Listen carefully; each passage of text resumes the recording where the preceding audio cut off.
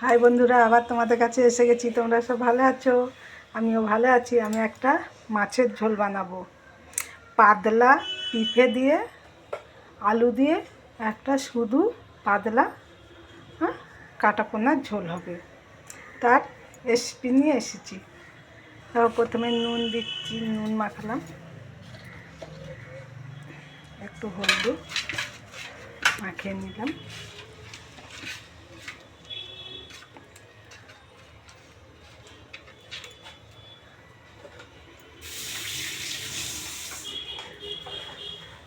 একটু তেল দিলাম, পাতলা ঝোল হবে।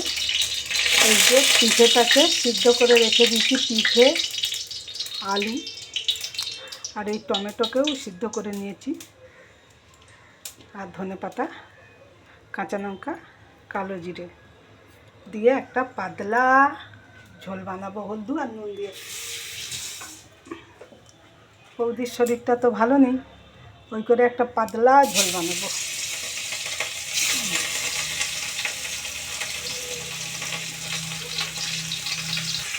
মাছটা ভাজা হয়ে গেল, তুলবো।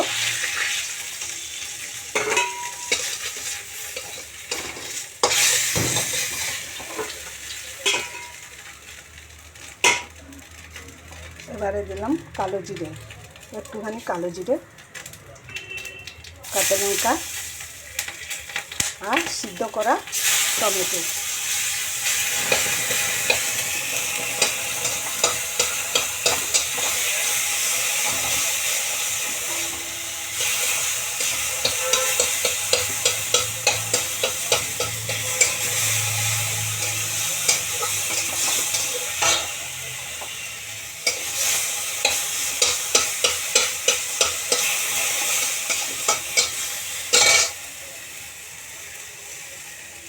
শুধু একটু অল্প নুন, হলদি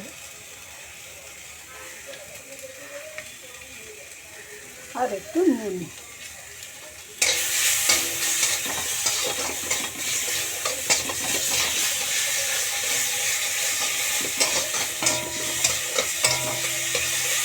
কালো জিরে, কাঁচা লঙ্কা আর টমেটোটা তো হয়ে গেল। এবার সিদ্ধ করে পিঠে আর আলু যে আছে ওইটা আমি দিয়ে দিলাম।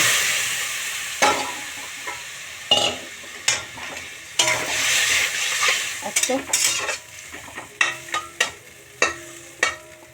পাতলা ঝোল, তার সাথে দুটো লেবু পাতা দিলাম, একটু সুন্দর গন্ধ উঠবে। এখানে কিছু মশলা পড়লো না তো। তাহলে এবার মাছগুলো দিয়ে দিই।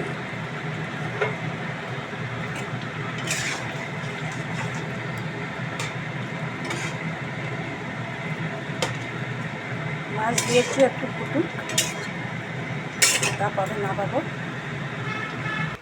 তাহলে বন্ধুটা ঝোল হয়ে গেল। এবার একটু ধনেপাতা উপরে দিয়ে দিলাম।